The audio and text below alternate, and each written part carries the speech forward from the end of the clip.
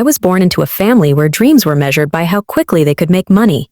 My uncles became traders, my cousins opened small shops, and my siblings looked for jobs that brought a steady paycheck. But I was different. Ever since I was a child, I dreamed of wearing a white coat, of saving lives, of opening a clinic that would stand as a place of healing and hope. My father used to laugh at me. A doctor? Do you know how many years of study that takes? Do you think we have money for that? My mother would sigh, be realistic.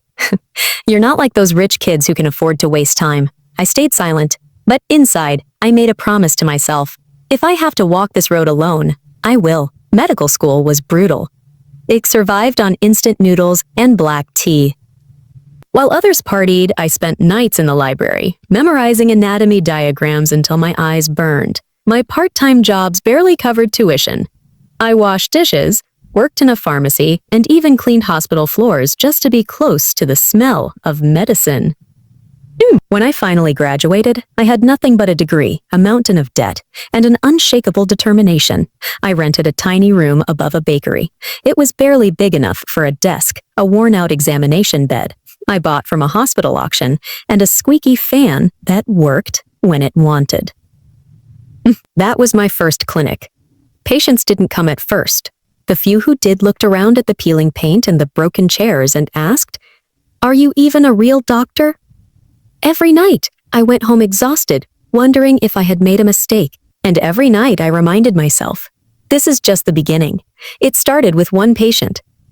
An old woman, coughing violently, came into my tiny clinic one morning. She told me every other doctor had turned her away because she couldn't pay.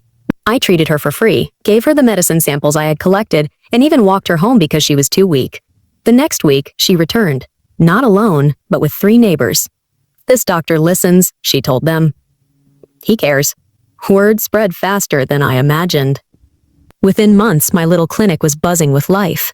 The bakery owner downstairs would joke, "Your patients are eating all my bread while waiting for you."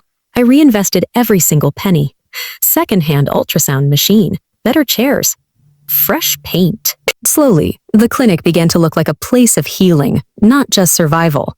With time, I hired a nurse, then another doctor. The walls expanded, both physically and metaphorically. The clinic grew from a small upstairs room to a full building with multiple departments: pediatrics, gynecology, cardiology. My family, who once mocked me, suddenly changed their tone. My eldest brother said, "You're doing well, mashallah." My cousins would brag to others, "Our relative owns that famous clinic."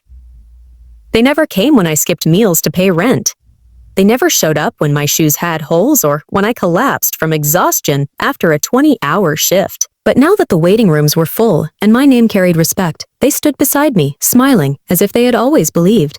I smiled back politely, but inside, I remembered every insult, every doubt, every time they told me I was wasting my life. The day of betrayal was not loud. It was quiet, almost polite. It began at a family dinner. Plates of biryani and laughter filled the air until my uncle casually said, "Abida, you've built such a great clinic, but a business this big shouldn't belong to one person alone. We are family. We should all be part of it." I froze, my spoon halfway to my mouth. My brother chimed in, "Yes, it's time you bring us in. We can manage the accounts, the pharmacy, even patient admissions. It'll be a family business now." I stared at them. My hands trembled, but not from fear. From rage boiling deep inside. "Where were you?" I asked quietly. "When I was borrowing money to buy my first stethoscope. Where were you when I was sleeping on the floor because I couldn't afford a bed? Where were you when I fainted in the hospital corridor from hunger?" They shifted uncomfortably. My uncle tried to smile. "Those days are gone. Family is family. We should all benefit from your success. Blood is thicker than water." I laughed. A bitter, hollow sound. "Oh, blood is thicker? Then why wasn't it thick enough when I needed it most?" The days that followed were chaos. My family pressured me relentlessly. My brother showed up at the clinic demanding a manager's office. My cousin tried to insert himself as the pharmacy head without knowing the difference between paracetamol and penicillin. Worse, they spread rumors. He thinks he's better than us. He's forgotten his own blood. But I wasn't the same struggling student anymore. I had grown, stronger, sharper, wiser. Instead of shouting, I invited them all to a business meeting. They came dressed in formal clothes, eyes gleaming with greed, expecting to sign papers and claim shares of my life's work. I laid out documents in front of them, not ownership papers, but contracts. "This," I said, "is a financial breakdown of every rupee I spent. From tuition to rent, from medicines to salaries.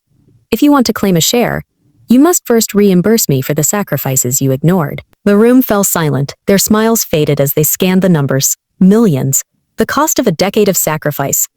"And this," I continued, showing another file, "is a record of every patient I treated for free, every sleepless night, every extra shift I took to keep this place alive. If you think you can buy that with words like family, you are mistaken." They tried to argue, but the law was on my side.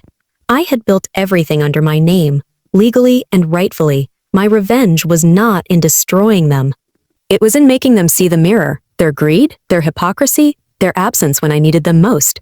In the end, they walked out with nothing but bruised egos and empty hands. The clinic, it thrived, not because of blood ties, but because of loyalty. The loyalty of patients who trusted me, of staff who stood by me, of strangers who became family in ways my own blood never could. One evening, as I locked the clinic after a long day, I smiled. The neon sign above glowed proudly. Hope Medical Center. My hope, my struggle, my victory, and my family.